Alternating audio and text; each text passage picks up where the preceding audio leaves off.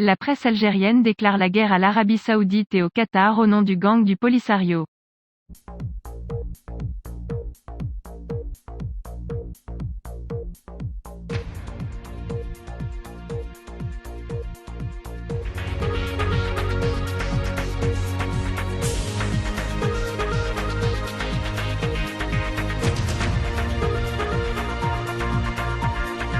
Les relations entre l'Algérie et certains pays du Golfe, l'Arabie Saoudite et le Qatar en tête, se refroidissent en raison du refus de l'Algérie d'intervenir dans le conflit.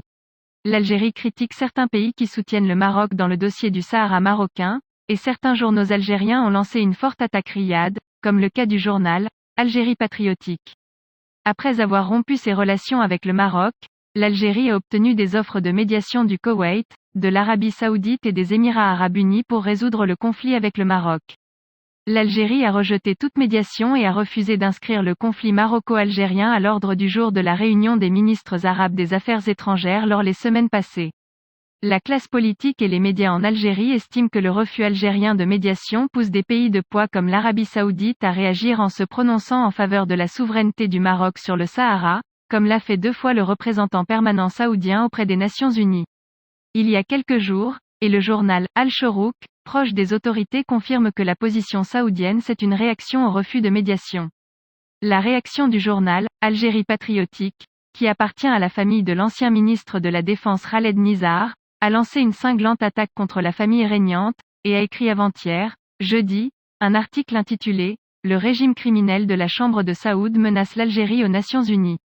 Ces critiques sont venues en réponse à l'ingérence de l'Arabie Saoudite dans les Nations Unies soutenant le Maroc et demandant à l'Algérie la sagesse dans ce différend.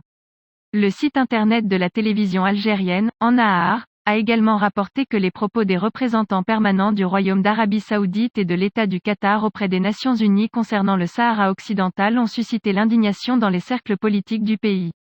Lors du débat général de la 4e commission de la 76e session de l'Assemblée générale, l'Arabie Saoudite et le Qatar ont confirmé leur soutien aux efforts du Maroc pour parvenir à une solution politique réaliste à la question du Sahara, notant son soutien à l'initiative d'établir l'autonomie dans la région.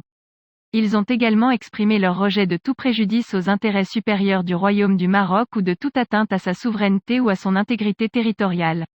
Annahar TV a cité des sources disant que ces déclarations contiennent de nombreuses contradictions et illusions visant à tromper l'opinion publique internationale.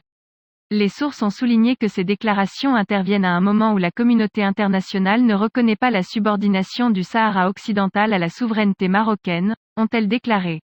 Les sources ont ajouté que ces déclarations ne tiennent pas compte des dispositions du droit international et des résolutions de légitimité internationale qui traitent de la question du Sahara occidental en tant que question de décolonisation, et ignorent ce qui a finalement été décidé par la Cour internationale de justice de La Haye en 1975, à savoir que les liens entre le Sahara occidental et le Maroc et la Mauritanie ne sont pas étroits et n'atteignent pas la souveraineté.